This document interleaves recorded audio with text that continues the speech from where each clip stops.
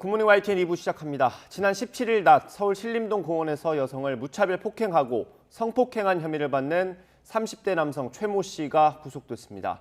서울중앙지방법원은 어제 최 씨의 범죄가 중대하고 도망할 우려가 있다고 구속영장을 발부했습니다.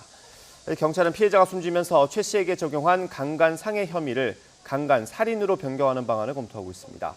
강간상해는 최고 형량이 무기징역이지만 강간살인은 사형으로 더 무겁습니다.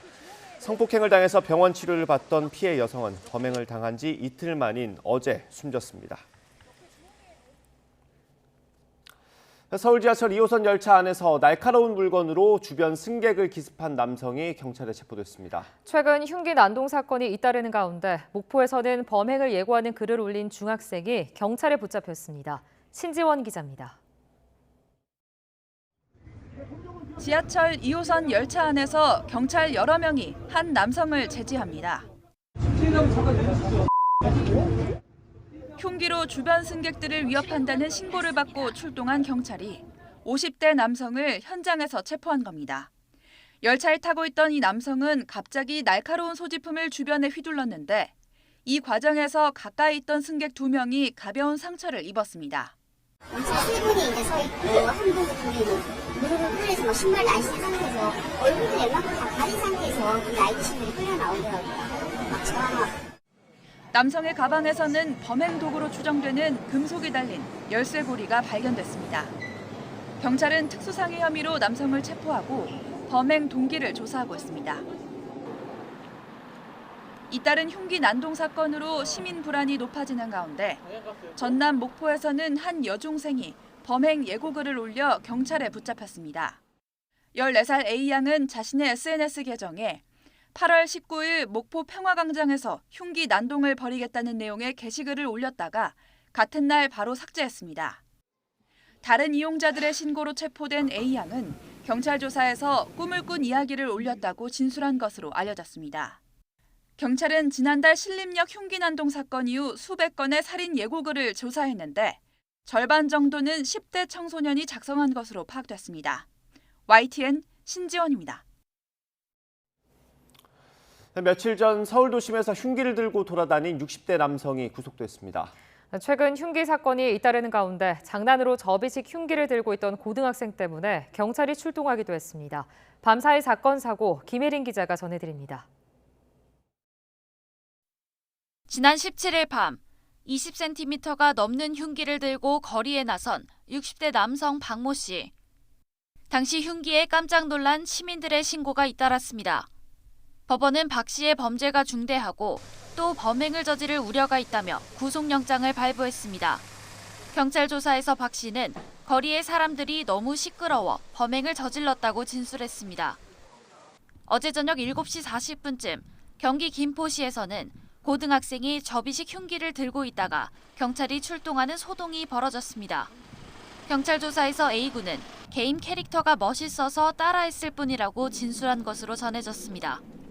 뼈대만 남은 건물에서 시뻘건 불길이 치솟습니다. 어젯밤 11시 20분쯤 서울 광진구 중곡동에 있는 마트에서 불이 났습니다. 화재 당시 마트는 문을 닫은 상태였지만 같은 건물에 있던 20여 명이 대피했습니다.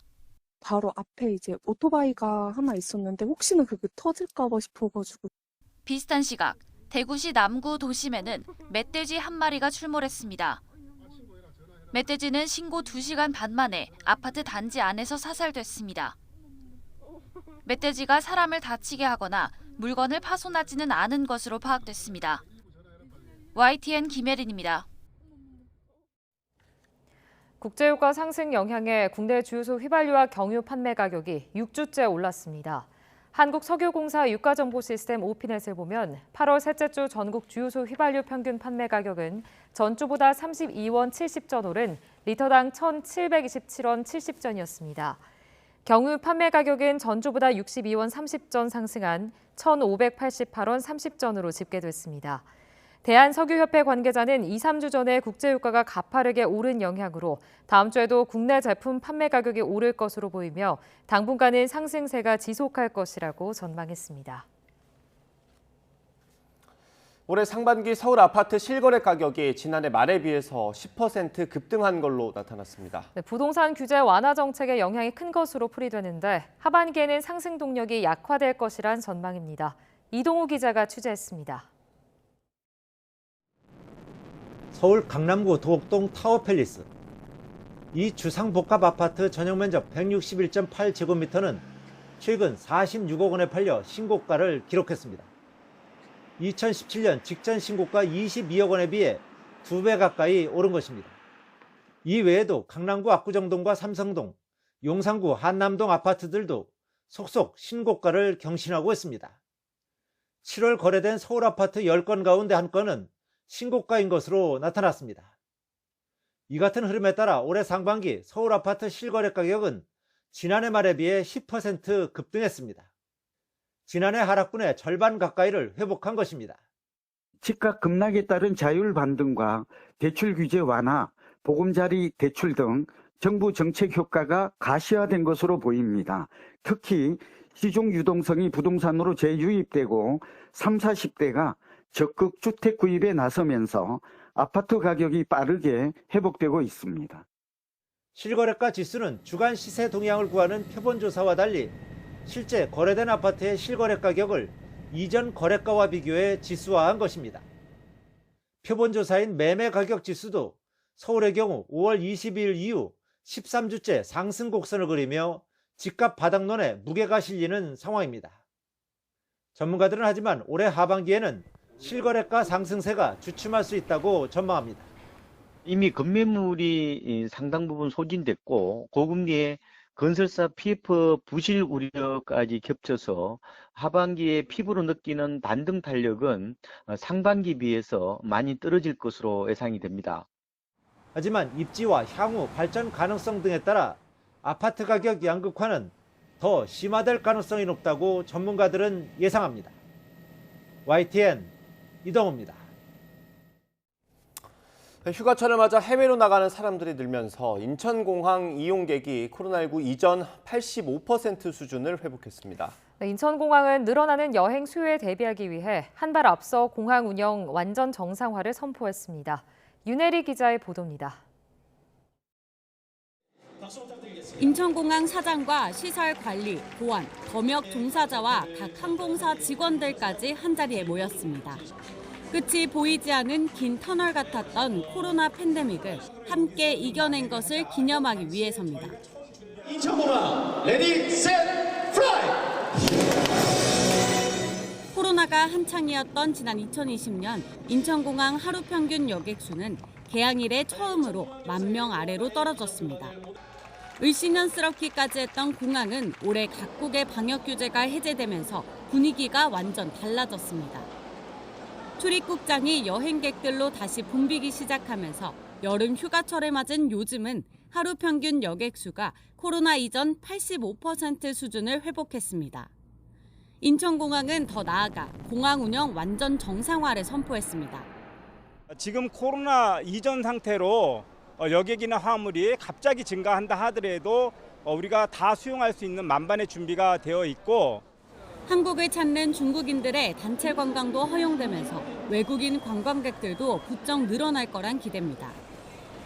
중국인 관광객 수는 코로나 기간 한 달 평균 10,000명대로 추락한 이후 최근 10만 명대까지 회복됐지만 코로나 이전과 비교하면 여전히 3분의 1 토막 수준입니다.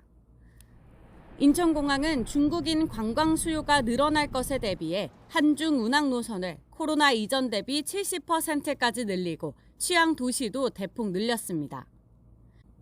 하지만 부족한 인력 확충 등 공항 운영을 정상화하기 위한 숙제는 여전히 남아 있습니다.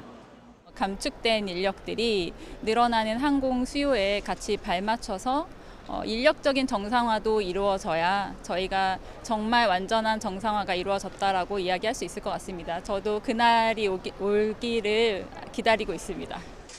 인천공항은 올해 연말까지 여객 수가 코로나 이전 최소 80% 수준을 유지할 것으로 보고 있습니다. YTN 윤혜리입니다. SPC그룹 계열사 공장에서 사망 사고가 끊이지 않으면서 비판의 목소리가 커지고 있습니다. 또 다른 피해를 막으려면 책임자 처벌과 정부의 감독이 강화되고 작업장의 환경이 바뀌어야 한다는 목소리가 나오고 있습니다. 신윤정 기자입니다. 50대 여성 노동자의 목숨을 앗아간 SPC그룹 계열사 샤니의 경기도 성남 제빵공장 기계 설비입니다. 동료가 기계를 작동시켜 끼임 사고를 당했는데 위험을 알리는 경고음 등은 작동하지 않았습니다. 볼을 빼내지 않고 작업을 하다 보니까 공간이 내려오는 걸 인지를 못하고 안전장치가 더 있었다면 센서가 있었든지 경광등이 세게 울렸든지 하면은 막을 수 있는 사고가 아니었는데 이 공장에서만 1년 새 3차례 끼임 사고가 났고 지난해 10월 경기도 평택 SPL 공장에 이어 불과 10개월 만에 SPC 계열사에서 또 근로자가 안타깝게 목숨을 잃었습니다.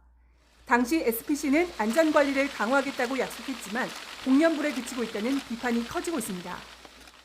전사적인 안전관리를 강화하기 위해 향후 3년간 총 1,000억 원을 투자하고 어떤 안전설비와 시스템이 마련됐는지, 산업안전 수칙들이 제대로 이행됐는지 등 구체적인 내용을 공개하지 않고 있기 때문입니다. 정부는 중대재해처벌법 위반 사항이 있는지 조사에 나선 가운데 허영인 SPC 회장 등 경영진에 대한 처벌 강화와 함께 고용노동부의 관리감독 강화를 주문하는 목소리가 커지고 있습니다. 그 위험성 평가에도 아무것도 지적이 없어요. 위험성 평가도 후지부지 하나마나 고용노동부가 고용부가 관리감독을 못하냐 이렇게 지적 안 할 수가 없는 거고요. 전문가들은 또 근무자 추가나 교육만으로는 근로자의 실수를 막기 쉽지 않은 만큼 긴급 방제 장치 등 시스템 구축이 필요하다고 조언합니다. 교육을 시킨다고 하더라도 그 사람이 급하게 하다 보면 보통 같은 경우에 잘못 누를 수도 있거든요. 사업장에서도 그런 부분 이제 오류가 일어날 수 있겠다는 거 감안해가지고 기구 같은 거 들어올 때 고민을 하고 들어와야 되겠죠. 인명사고가 난 뒤에 사과하고 대책 마련을 약속하는 악순환보다는 근본적인 재발 방지 시스템이 마련돼야 한다는 목소리가 커지고 있습니다. YTN 신윤정입니다. 어린이 보호구역이 해제된 도로에서 경찰이 속도 위반으로 6천여 건을 적발해 과태료 수억 원을 부과한 사실이 뒤늦게 알려졌습니다. 경찰과 지자체 행정 실수로 벌어진 일인데 소통 부재와 책임 떠넘기기가 고스란히 드러났습니다. 윤웅성 기자가 취재했습니다. 인천 연수구에 있는 초등학교 인근 4차선 도로입니다. 어린이 보호구역 안내판이 곳곳에 설치돼 있습니다. 이곳에선 지난 5월부터 2달 동안 스쿨존 제한 속도 시속 30km를 위반한 차량 6,500여 대가 적발됐습니다. 4억 5천만 원 넘는 과태료도 부과했는데 모두 잘못된 조치였습니다. 알고 보니 인천시청은 지난해 5월 이 도로를 스쿨존에서 제외했고 이는 곧바로 인천경찰청에도 통보됐던 겁니다. 그런데도 관할 연수경찰서는 올해 상반기 전국에서 스쿨존 사망사고가 잇따르자 과속단속 카메라를 새로 다는 등 오히려 본격 단속에 나섰습니다. 그러다 스쿨존이 아닌 곳에서 과태료를 물었다는 민원이 들어온 뒤 비로소 스쿨존 해제 사실을 인지했습니다. 이달 초만 해도 실제 단속에 쓰였던 장비인데요. 지금은 이렇게 굳게 잠겼습니다. 연수경찰서는 담당자 실수로 스쿨존 현황이 갱신되지 않았다면서도 연수구청이 스쿨존 안내판 등을 없애지 않아 혼선이 있었다고 해명합니다. 애초 이 도로가 통학로가 아니라며 스쿨존 해제를 시청에 직접 건의했던 구청은 실제로 최근에야 스쿨존 안내시설 철거를 마쳤습니다. 어린이 보호구역 축소돼서 철거해달라고 요청받았습니다. 하지만 구청은 인천시청이 표지판 제거 등 스쿨존 해제에 필요한 예산 1,200만 원을 늦게 배정해줬다며 책임을 미룹니다. 시청 역시 예산 편성에는 시간이 걸리는 만큼 구청이 먼저 예산을 집행할 수도 있었다고 반박합니다. 긴급하면 그 자체 예산을 하던가 이제 하거든요. 정비를 하고 그러거든요. 기관들끼리 충분히 소통하고 제대로 확인했더라면 시민 혼란이 빚어지지 않았겠지만 다들 남탓만 하는 모양새입니다. 잘못 징수한 과태료는 돌려주기로 한 가운데 우편을 보내 환급 절차를 진행하는 데만 혈세 150만 원을 날리게 됐습니다. YTN 윤웅성입니다. 비대면 진료에서 약 처방이 오남용되는 실태를 취재한 YTN의 연속 보도. 오늘은 마지막 순서입니다. 부작용 없이 국민 건강과 편익이라는 두 마리 토끼를 다 잡으려면 법 제어 과정에서 제대로 된 시스템을 만들어야 한다는 지적이 나옵니다. 이준엽 기자의 보도입니다. 현재 시범사업 중인 비대면 진료는 앞으로는 정부와 국회를 중심으로 법 제어와 논의를 거치게 됩니다. 초점은 앞서 YTN이 지적했던 대로 약 처방 오남용과 지침 위반을 어떻게 막느냐에 맞춰질 수밖에 없습니다. 의약품 안전 사용 서비스 DUR을 통해 약국에서 조회가 가능한 급여 의약품이나 비대면 처방이 금지된 마약류 약물은 비교적 관리가 투명하게 이뤄지고 있습니다. 계도기간 이후에는 의료기관에서 지침을 위반하는 경우에 보험급여를 삭감하고 의료법 위반으로서 처벌할 예정입니다. 특히 마약류나 향정신성 의약품과 같이 비대면 진료 처방 금지 위반에 대해서는 강력하게 단속할 예정입니다.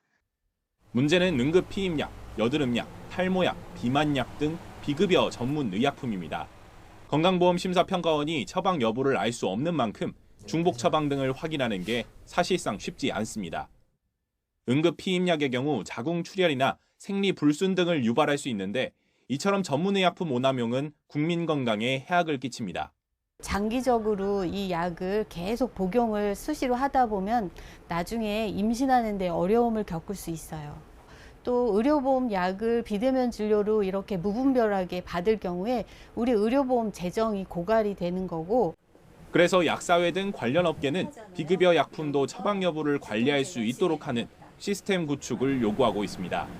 비급여 의약품들을 소액이라도 급여화해 의학계 반발 없이 모든 약물을 DUR에 등록하도록 유도하자는 제안도 나옵니다. 비대면 진료의 관리 사각지대 해소를 위해서는 마약류 의약품과 비급여 의약품의 DUR 사용 의무화 등 관리 방안을 모색해야 합니다. 플랫폼 업계도 지침 위반을 막고 관리 사각지대를 없애야 한다는 데는 동의하고 있습니다. 플랫폼의 법적인 지위가 모호한 상태에서 자신들의 의무 역시 구체적으로 마련해주면 환영한다는 입장입니다. 다만 구체적인 비대면 진료 범위와 부작용에 대한 책임 소재 등을 두고 의학계와 플랫폼 간 의견이 엇갈릴 수밖에 없는 점은 숙제로 남습니다. 비대면 진료가 시대의 흐름상 불가피하고 환자 편의에 도움된다는 지적도 적지 않지만 시범사업 기간 여러 문제가 드러난 만큼 국민 건강에 도움이 되도록 꼼꼼한 법 제어 논의가 필요하다는 지적이 나옵니다. YTN 이준엽입니다. 인구 감소와 임금 격차, 힘든 일 기피 현상 등으로 농촌 중소기업 등의 일손이 부족한 것은 어제 오늘 일이 아닙니다. 이런 빈자리를 외국인 노동자들이 채우고 있는데 현장에선 여전히 일손 부족이 심각하다고 호소하고 있습니다. 어떤 대책이 필요한지 헬로티비 뉴스 권정숙 기자가 취재했습니다. 김해한 파프리카 농가. 다음 달 시작할 겨울 파프리카 정식 준비가 한창입니다. 박봉성 씨와 함께 세척부터 하나하나 작업하는 이들은 모두 외국인 근로자들입니다. 베트남에서 왔어요. 힘들지 않아요. 바쁜 시기일수록 더욱 일손이 부족한 농촌. 높은 인건비는 부담이지만 시기에 맞게 농사를 짓기 위해 이 농가는 미리미리 외국인 근로자를 구한 것입니다. 국민들은 이런 일을 잘 안 하려고 이런 일을 외국인들이 거의 도맡아 하다시피 하다 보니까 지금 저희 농장 입장에서는 외국 근로자가 상당히 필요를 하죠. 농부이기 때는 일손이 다 같이 필요하니까 그때는 외국인 계절 근로자를 구하기가 좀 힘이 들지요. 농업은 물론 조선, 제조, 건설 등 산업 전반에 부족한 일손을 외국인 근로자들이 대신하는 것은 어제 오늘 일은 아닙니다. 실제 경남 산업 현장에서 일을 하는 외국인 근로자는 31,347명. 경기도에 이어 전국에서 두 번째로 많습니다. 중대형 조선소에서 일을 하는 근로자는 4,701명. 계절 근로자도 전국에 배정된 34,614명 중 경남 배정 인원은 3,465명으로 올 상반기에만 1,161명이 들어왔습니다. 하지만 여전히 일손 부족을 호소하는 현장 때문에 경남에서도 상황에 맞춰 다양한 대책을 마련하고 있습니다. 외국 인력 비자 제도 개선 사항을 조합부처에 적극 건의해서 업종별 외국 인력 도입을 확대하고 있고 인력 지원 인프라 확충 차원에서 권역별 외국인 노동자 지원센터 설치, 공공기숙사 건립 등을 추진할 계획입니다. 전국 기초단체 중 89곳이 인구 감소 지역으로 지정될 만큼 인구 소멸 위기 시대. 빈 일자리를 채우는 외국인 근로자들의 모습은 더 이상 특별하지 않은 우리 사회의 일상이 됐습니다. 헬로티비 뉴스 권정숙입니다. 미국 뉴욕시는 전 세계에서 물가가 비싸기로 유명한 도시죠. 최근엔 대중교통 요금을 일제히 올린 데 이어 도심으로 들어오는 운전자들에게 교통 혼잡료로 불리는 통행료를 새로 물릴 예정인데요. 직장인들의 통근 비용이 증가하면서 현재 동포들도 가계 부담이 한층 커져 울상입니다. 박하율 리포터가 전해드립니다. 뉴욕시가 8월 중순부터 대중교통 이용요금을 인상했습니다. 버스와 지하철의 1회 탑승 기본요금은 2.9달러로 5.5% 올랐고 시민들이 주로 이용하는 한 달 이용권도 127달러에서 132달러로 인상됐습니다. 지하철이 잘 관리되고 깨끗한 시설인 것도 아니고 범죄도 많이 일어나는 장소기도 하고 좀 더러운 냄새도 나고 막 그러는데 가격만 오르니까 친구들 입장에서도 별로 달가워하지 않는 것 같아요. 아무래도 고정 지출이 더 느는 거니까 제 입장에서는 조금 부담이 가기도 하고. 내년 봄부터는 맨해튼의 교통정체 해소를 위해 교통 혼잡료도 부과될 예정입니다. 맨해튼 남단 상업지구로 들어오는 운전자들은 앞으로 최대 23달러, 우리 돈 33,000원 정도의 통행료를 내야 합니다. 뉴욕시는 이 조치로 지역 통행량을 10% 줄이고 해마다 10억 달러, 약 1조 3천억 원 정도를 거둘 수 있을 것으로 예상하고 있습니다. 수익금은 뉴욕 대중교통 시설 개선에 쓰일 예정입니다. 하지만 세계에서 물가가 가장 비싼 도시 1위로 뽑힐 만큼 버거운 물가를 이미 감당해온 뉴욕 시민들은 각종 이동 비용까지 늘어난 것에 대해 분통을 터뜨립니다. I don't think charging people $23 is the solution to fix the congestion, and it's going to cause a huge burden on the people who travel, and a lot of them might not be able to afford it. I live here in Manhattan, so sometimes I had to go to New Jersey, I had to go to Long Island, so I had to pay the tolls all the time. And I pay the easy tax too. So with this, when they will increase the money, the charge, they will charge more. I think it will be affect me. 현지 한인들도 직격탄을 피할 수는 없습니다. 동포들 가운데 상당수가 물가가 비싼 맨해튼을 벗어나 뉴저지 등 인근 지역에 거주하며 맨해튼으로 출퇴근하고 있기 때문입니다. 매일매일 그걸 내고 들어간다는 건 굉장히 힘든 일이고 또 그래서 다른 방법도 생각하고 있는 것 같고요. 제가 자가로 운전하지 않는 경우에는 제가 버스를 이용해야 되는데 저 같은 경우에는 제가 버스 시간대나 그리고 또 들어갈 때 더 시간이 너무 많이 걸리는 문제도 있고요. 맨해튼 통근자가 많은 이웃 뉴저지주는 교통혼잡료 부과를 막아보겠다며 정치인들을 중심으로 소송까지 제기했습니다. 하지만 맨해튼 일부 지역에 이미 징수장치가 들어서는 등 새로운 통행료 부과에 대한 뉴욕시의 의지가 강해 이를 둘러싼 잡음이 한동안 이어질 것으로 보입니다. 미국 뉴욕에서 YTN 월드 박하율입니다. 브라질 한인 이민 60주년 인물기획 그 두 번째 순서입니다. 이민 이후 꾸준히 성장해온 한인들은 특히 의류업계에서 큰 영향력을 미치고 있는데요. 색다른 감각으로 운동복을 제작해 성공을 거두고 또 빈민촌 아이들에게 재능과 꿈을 나누는 1.5세 동포를 소개합니다. 김수환 리포터가 만나봤습니다. 탄탄한 근육줄의 몸을 가진 마르셀로 백시. 하루도 빼놓지 않고 매일 새벽 5시부터 8시까지 운동으로 하루를 시작합니다. E ele vem treinar comigo uma vez por dia, todos os dias ele treina, gosta de treinar. É grande amigo de todo mundo aqui, todo mundo gosta dele, brinca com todo mundo brinca com ele. É cara bem bacana que soma demais, agrega muito. 마르셀로 씨가 30년 가까이 수련해온 운동은 브라질의 무술 주짓수. 작은 사람도 큰 사람을 이길 수 있다는 점을 강조하는 무술입니다. 한국에서 태어나 5살에 부모님과 브라질에 온 뒤 눈이 찢어졌다고 놀림을 받고 체구가 작아 맞고 다니기도 했던 학창 시절. 아버지의 권유로 주짓수를 시작하게 되었습니다. 키도 작았고 이제 당하기 싫으니까는 덤볐죠. 덤비다 보니까는 맞고 막 맞았죠 뭐 애들한테. 가지고 지우지수 한 다음에 6개월 후에 그 이후로 한 번도 안 맞았어요. 주짓수의 매력에 푹 빠져 한때는 선수가 되는 것도 꿈꿨던 마르셀로 씨. 그러다 다른 곳에서 길을 찾았습니다. 많은 시간 운동복을 입고 지내는 만큼 마음에 드는 옷을 입기 위해 아예 직접 도복을 제작하기 시작한 겁니다. 의료업에 종사하는 부모님을 보고 자란 영향도 무시할 수 없습니다. 도복도 이제 남들이랑 똑같이 도복 만들면은 안 되고 그래서 좀 특이하게 만들어 보자, 이쁘게 만들어 보자. 몸에도 잘 맞는 도복도 만들고 원단도 좋은 원단도 쓰고 스타일도 우리가 딱 집어넣고.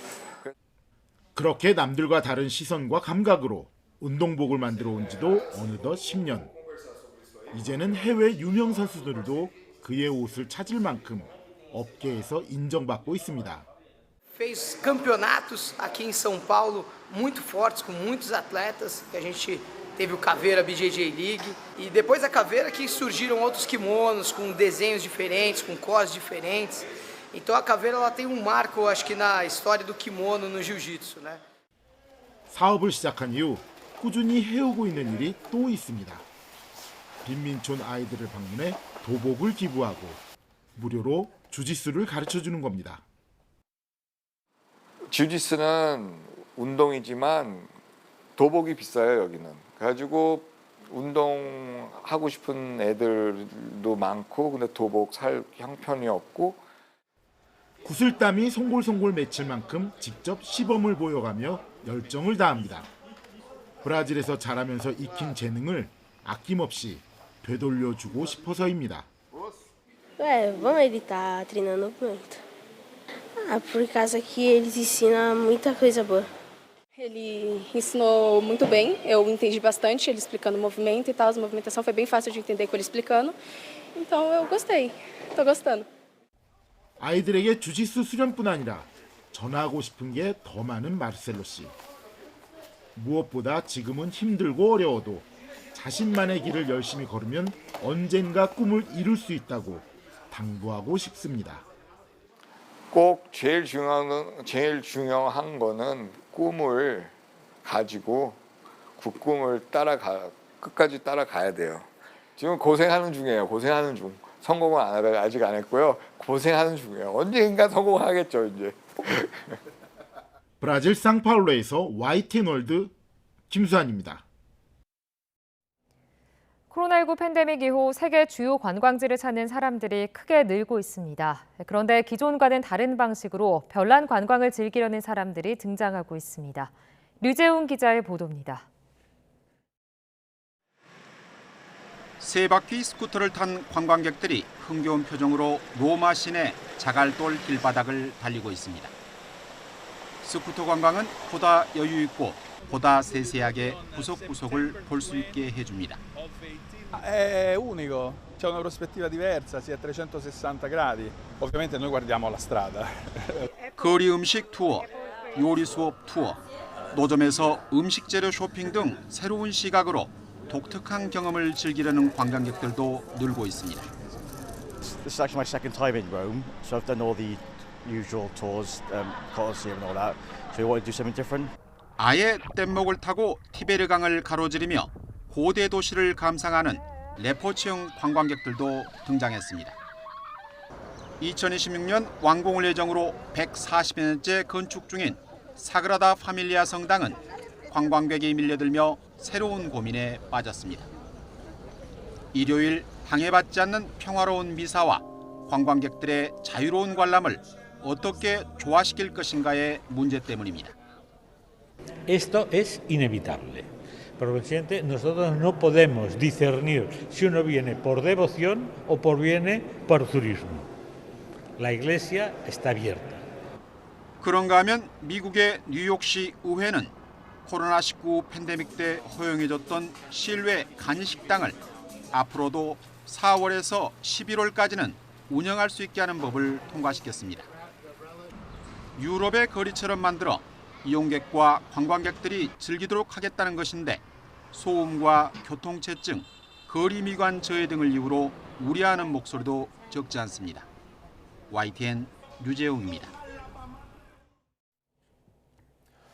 윤석열 대통령이 미국 캠프 데이비드에서 열린 한미일 정상회의를 마치고 귀국했습니다. 1박 4일 동안의 일정으로 미국을 방문한 윤 대통령은 오늘 새벽 대통령 전용기인 공군 1호기 편으로 경기도 성남 서울공항에 도착했습니다. 윤 대통령은 한미 정상회담을 한 뒤 한미일 정상회의와 정상 오찬, 한일 정상회담과 한미일 정상 공동 기자회견까지 7시간 동안 빡빡한 일정을 소화하고 귀국길에 올랐습니다. 윤석열 대통령은 조 바이든 대통령, 기시다 후미오 총리와 함께 한미일 협력의 새로운 장을 열었다고 평가했습니다. 윤 대통령은 한미일 정상회의를 마치고 귀국한 직후 트위터에 역사적 회의에 초청해준 바이든 대통령에게 거듭 감사하다면서 이같이 적었습니다. 이어 3국 사이 공유된 비전과 새로운 정신으로 캠프 데이비드를 떠날 수 있었다면서 다음엔 한국에서 한미일 정상회의를 열고 싶다고 강조했습니다. 또 다른 SNS 글에는 바이든 대통령의 따뜻한 환대에 감사하고 미래를 향해 행동하는 동맹을 위한 비전이 더 강해졌다고 밝혔습니다. 국민의힘은 한미일 정상회의 성과에 대해서 숨가쁘게 달려온 윤석열 대통령의 외교 노력이 새로운 대전환이라는 정점을 찍은 날로 기억될 거라고 밝혔습니다. 강민국 수석 대변인은 논평에서 한미일 3국 정상이 현대 외교사의 상징적인 장소인 캠프 데이비드에서 만나 처음으로 단독 정상회담을 갖고 역사의 새로운 장을 열었다며 이같이 말했습니다. 이어 이번 회의는 3국이 그동안 지켜온 공동 가치와 규범, 현재 시급한 실질적 대처 방안과 함께 앞으로의 공동 비전까지 모두 녹여낸 외교 성과라며 군사 안보부터 경제, 첨단 기술과 국제 외교에 이르기까지 촘촘하고 공고한 협력 체계를 구축했다고 평가했습니다.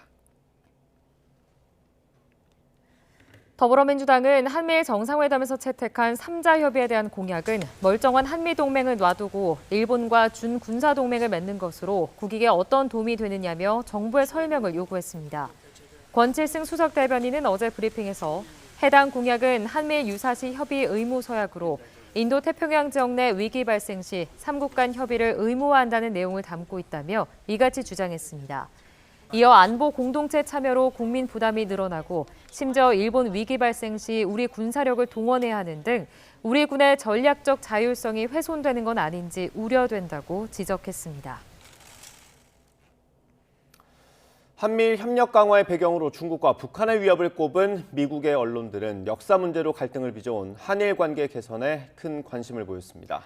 중국을 겨냥한 합의와 관련해선 한국과 일본의 경제적 역풍이 있을지 지켜봐야 한다고 분석했습니다. 환보영 기자입니다. 미국 주요 매체들은 이번 회의가 미국의 동맹국이면서도 역사 문제로 껄끄러웠던 한국과 일본의 관계 개선에 초점이 맞춰졌다고 평가했습니다. 한미일 세 나라 간 강화된 협력이 도출된 데는 중국과 북한의 계속되는 위협이 배경이 됐다고 분석했습니다. 뉴욕타임스는 바이든 대통령이 캠프 데이비드에서 윤석열 대통령과 기시다 총리를 맞이한 것은 한일 파트너십 관계를 공고히 하는 미국의 외교적 꿈이 실현되는 것이라고 보도했습니다. 캠프 데이비드에서의 의견 일치는 한일 양국의 과거를 잊으려 노력한다는 윤 대통령의 결단으로 가능했다고 평가했습니다.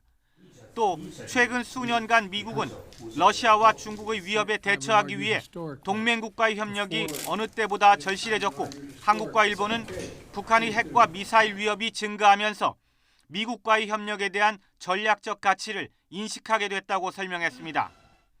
워싱턴 포스트는 이번 정상회의가 수십 년간 냉랭한 관계를 이어온 한일의 화해를 돕기 위해 백악관이 2년간 펼친 노력의 정점이라고 평가했습니다.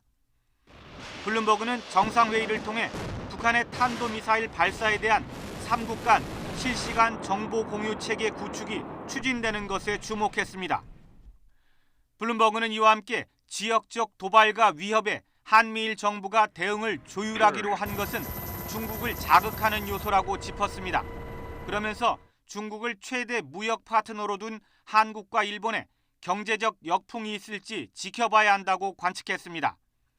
블룸버그는 바이든 대통령이 미국의 해구산이 확고하게 자리 잡고 있음을 한일 정상에게 확인시켜줬으며 확장 억제에 대한 미국의 약속을 재확인했다고 평가했습니다. YTN 황보연입니다. 지난 광복절 특사에서 이른바 친박계 인사들이 배제된 직후 박근혜 전 대통령이 공개 활동을 재개하면서 관심을 끌고 있습니다. 여당 주류에선 큰 의미를 두진 않고 있지만 내년 총선을 앞두고 몸풀게 나선 것 아니냐는 관측도 나오고 있습니다. 조성호 기자의 보도입니다. 박근혜 전 대통령은 지난 광복절 모친 유경수 여사의 49주기를 맞아 경북 구미의 박정희 전 대통령 생가를 찾았습니다. 지난 4월 대구 동화사를 찾은 뒤 넉 달 만에 공개 행보입니다. 총선이 다가오는 터라 정치적 의미에 대한 질문이 쏟아졌지만 일단 말을 아꼈습니다. 최근에 친박계 전 의원들 중심으로 TK 출마설 나오는데요. 이에 대해서 어떻게 보고 계신지 하면. 그때 인터뷰가 있었잖아요. 거기 나온 내용 그대로입니다. 최측근인 유영하 변호사가 최근 언론 인터뷰에서 박 전 대통령 건강이 상당히 회복됐고 측근들과 만남을 이어가고 있지만 정치하는 사람들과 자신을 연결지을 이유가 없다고 한 걸 거듭 강조한 걸로 풀이됩니다. 하지만 한때 선거의 여왕으로 불린 박 전 대통령의 동향에 정치권은 촉각을 세울 수밖에 없습니다. 대표적인 친박계 인사로 분류되는 최경환 전 경제부총리와 우병우 전 민정수석은 내년 총선 출마설이 끊이지 않기 때문입니다. 지난해 대구시장 경선에서 고배를 마신 유 변호사도 제도전 의사를 숨기지 않고 있습니다. 친박 인사들은 박 전 대통령의 정치적 지원 가능성에 아직은 선을 긋고 있지만 제가 최경환 대표나 서청원 대표 만나고 우병우 수석 주변의 얘기를 다 종합해 보면은 우리 직접 얘기한 게 각자 도생이 할 수밖에 없다. 대통령이 직접 정치 전면에 나서지 않는다. 박 전 대통령이 측근들을 돕기 위해 어떻게든 영향력을 행사할 수 있다는 전망이 여전한 것도 사실입니다. 특히 광복절 특사에서 안종범 전 정책조정수석 등 이른바 친박계 정치인들이 빠진 시점에 박 전 대통령이 움직인 게 눈에 띕니다. 국정농단 수사를 주도한 윤석열 대통령 그리고 현 정부에 대한 불만을 애둘러 드러낸 것 아니냐는 겁니다. 물론 여당 지도부에선 정치적 의미를 크게 두진 않는 기류입니다. 세규합을 하려고 한다면 계속적으로 외부 활동을 하고 뭔가 강연도 하고 SNS에 모두를 올리고 하겠지만 몇 달 만에 겨우 한번 모습을 드러낸 거 아니겠어요? 다만 국민의힘의 전통적 강세 지역인 대구 경북 내 박 전 대통령의 영향력을 고려할 때 보수 표심에 균열이 생기지는 않을까 경계하는 분위기도 없지 않습니다. 원하든 원하지 않든 총선을 앞두고 박근혜 전 대통령의 일거수일투족엔 정치적 해석이 달릴 수밖에 없습니다. 친박 인사들이 정치 활동에 속도를 낼수록 박 전 대통령 행보에 대한 주목도는 더 높아질 걸로 보입니다. YTN 조성호입니다. 코로나19로 3년 넘게 국경을 걸어 잠갔던 북한이 봉쇄 해제 조짐을 보이면서 중국에 있는 탈북자들의 인권에 관심이 쏠리고 있습니다. 중국에 구금된 탈북자들이 북한에 넘겨지면 무거운 처벌을 받게 될 가능성이 크기 때문입니다. 신현준 기자입니다. 북한 태권도 선수단을 태운 버스가 압록강 철교를 건너 중국으로 입국합니다. 코로나19로 국경을 꽁꽁 닫아왔던 북한에서 이처럼 대규모로 민간인이 국경을 건넌 건 3년여 만입니다. 국가정보원도 북한이 북중 간 열차 운행을 늘리는 등 국경 개방을 점진적으로 추진하고 있다고 밝혔습니다. 그런데 북한 국경 봉쇄 해제로 비상이 걸린 건 중국 내 탈북자들입니다. 지난 3년간 중국에서 적발돼 수용된 탈북민 숫자는 2,000명이 넘는 것으로 추정됩니다. 이들은 국경이 열려 북송될 경우 감옥이나 수용소로 끌려가 비인도적인 처벌을 받을 가능성이 큽니다. 김정은 체제에서 탈북은 가장 심각한 체제 위반 행위로 다뤄지고 있고요. 따라서 탈북민 중에서도 고위층, 외교관이나 전문가나 공관원이나 이런 사람들이 최우선 송환 대상으로 우리 정부는 중국 내 탈북민이 생명과 인권을 보호받을 권리가 있는 난민이라며 본인이 희망하는 국가로 입국할 수 있도록 해야 한다고 강조했습니다. 중국 내에 있는 탈북민들이 국제 기준에 따른 인권을 보장받고 한국 등 본인이 희망하는 국가로 입국할 수 있어야 합니다. 또 본인의 의사에 반하는 강제 북송은 강제 송환을 금지한 국제 규범에도 어긋나는 만큼 유엔 인권이사의 이사국인 중국이 역할을 해야 한다는 책임론도 나왔습니다.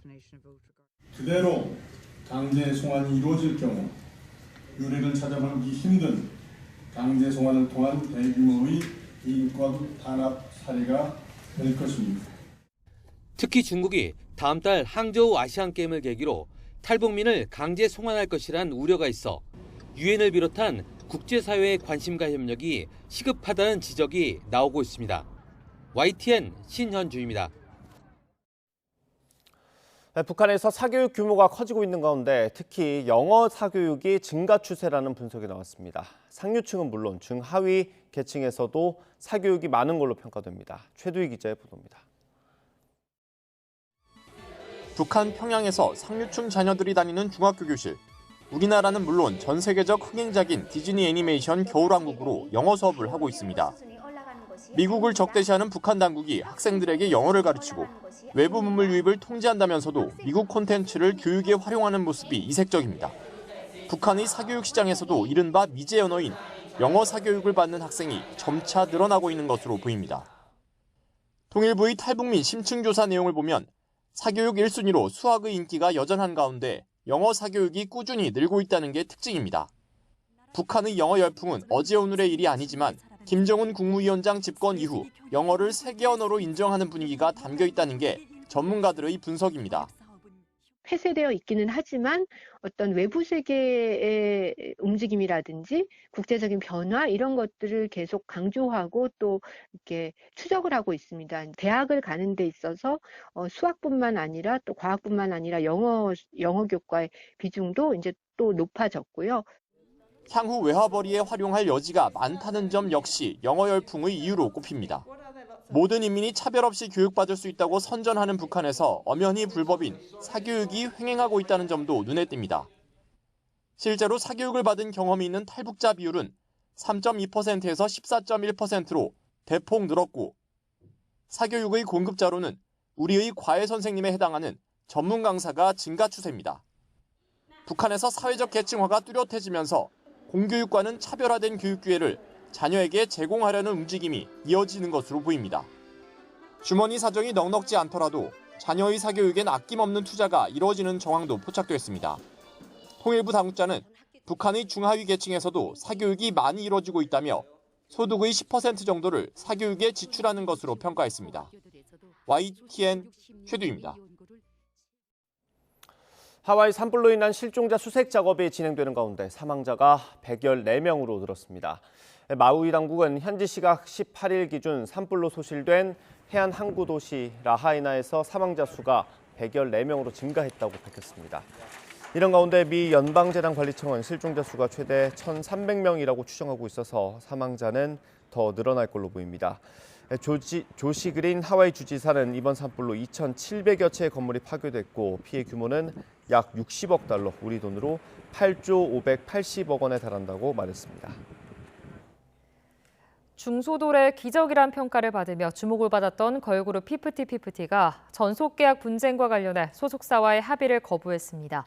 결국 법정 싸움이 장기화할 가능성이 커졌는데 음원 성적은 빌보드 차트 신기록을 세우고 있습니다. 차정윤 기자입니다. 걸그룹 피프티피프티와 소속사 간의 분쟁이 2달 넘게 평행선을 달리고 있습니다. 전속 계약 구조를 놓고 소속사가 불투명하게 정산했다. 멤버들도 동의한 거래 구조다라며 팽팽하게 맞서고 있는 겁니다. 정산 자료를 제대로 제공을 하고 그 내용이 맞는지를 확인하고 보충적인 것을 제대로 달라라는 요청이었지. 아직 그 대금을 지급할 단계는 아니기 때문에 그래서 정산 자료를 다 제공했고 요구하는 기한 내에 이행을 했으면 그건 해지 사유가 안 됩니다. 법원은 당사자 간의 오해를 풀고 합의하라며 조정에 나섰지만 피프티피프티 멤버들은 합의 의사가 없다며 거부했습니다. 결국 법원이 특정 조건을 제시한 강제 조정에 나서거나 정식 재판으로 진행되며 사태가 장기화할 가능성이 커졌습니다. 문제는 만약 극적으로 갈등이 해결되더라도 피프티피프티 멤버들의 활동은 불투명하다는 겁니다. 시계와 차를 팔고 노모의 돈까지 보태며 활동을 지원한 소속사 대표를 등졌다는 부정적 이미지가 굳혀지면서 대중들의 마음을 돌리기 쉽지 않을 거란 관측입니다. 소속사 어트랙트는 멤버들과의 원만한 합의를 원한다면서도 새로운 걸그룹을 다시 기획하는 방향도 염두에 두고 있는 것으로 전해졌습니다. 이런 가운데 이들의 음원 성적은 꺾일 줄 모르는 기세입니다. 빌보드 메인 싱글 차트인 핫백에서 히트곡 큐피드는 21주 연속 차트에 진입하며 싸이의 강남스타일 기록을 넘어섰습니다. 중소기획사의 기적으로 불리며 떠올랐던 신예 걸그룹의 선전은 과거 짧은 영광으로 퇴색된 채 씁쓸함만 남기고 있습니다. YTN 차정은입니다. 소셜미디어와 가상현실 등 디지털 세계 속에서 이미지와 정보가 조작되거나 편집되곤 하는데요. 진짜와 가짜가 뒤섞이는 사회 현상과 그 현상 이면의 욕망을 보여주는 신진 작가들의 작품이 이 시대를 다시 생각해 볼 기회를 제공합니다. 이교준 기자의 보도입니다. 사진에는 어디선가 본 듯한 바위산이나 달 표면 같은 풍경이 펼쳐져 있습니다. 하지만 실제 존재하는 장소가 아닙니다. 자연적 요소인 모래와 인공적 요소인 시멘트를 각각 촬영해 3D 프로그래밍으로 덮어 쓰여 만든 가상의 이미지입니다. 양승원 작가는 조작된 디지털 이미지로 진짜와 가짜가 혼재된 사회 현상을 표현하며 대중의 선입견과 인식에 의문을 제기합니다. 맥락이 부재되거나 팩트가 정확하게 드러나지 않은 부분들을 그 부분에 대해서 가치를 한번 물어보거나 그 부분을 의심하고 조금 더 다시 한번 생각해 볼 지점들을 만들어내려고 노력하고 있습니다. 푸른 잔디가 깔린 산책로 같은 공간. 자세히 들여다보면 지폐를 파쇄한 종이 뭉칩니다. 이지연 작가는 지폐 폐기물에 예술적 가치를 부여하면서 시장과 가상현실을 넘나드는 화폐의 기능 변화와 유기적 확장성을 되짚어봅니다.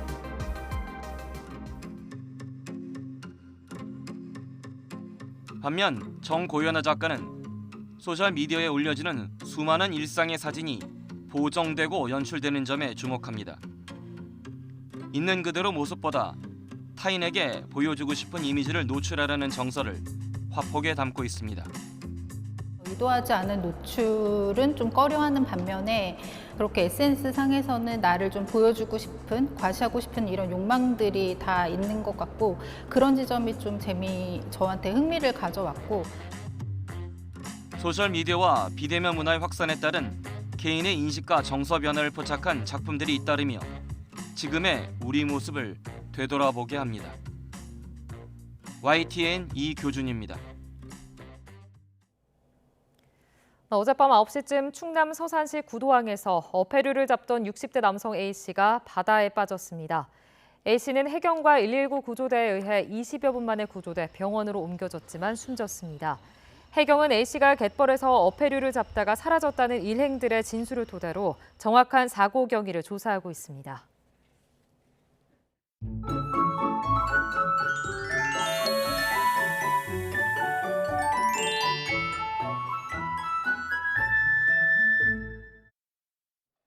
절기 입추가 지났지만 밤에도 열기가 식을 줄 모르고 있습니다. 서울과 남부 해안 지역에는 어젯밤 열대야가 나타났는데요.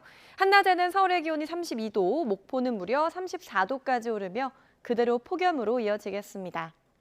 오후부터는 대기 불안정으로 요란한 소나기가 내리겠습니다. 특히 동쪽 지방에 강한 비가 집중되겠는데요. 경북과 경남 서부 지역에는 80mm 이상의 많은 비와 함께 시간당 30에서 60mm의 강한 소나기가 쏟아지겠고요. 강원과 충청 지역에는 5에서 60mm의 소나기가 내리겠습니다. 오늘 전국 하늘빛 흐리겠습니다. 아침까지 내륙 대부분 지역에는 안개가 짙게 끼겠습니다. 서울의 아침 기온은 25.6도, 춘천 25.2도, 창원 25.9도로 대부분 지역에 열대야가 나타났는데요. 한낮 기온은 서울 32도, 대전 32도, 울산과 부산 31도까지 오르겠습니다. 내일도 더위 속에는 곳곳에 소나기가 내리겠고 주 중반에는 전국에 비가 내리면서 더위가 한풀 꺾이겠습니다. 지금까지 날씨 정보였습니다. 네, 굿모닝 YTN 2부 마칩니다. 잠시 후 3부가 이어집니다. 시청해주신 여러분 고맙습니다.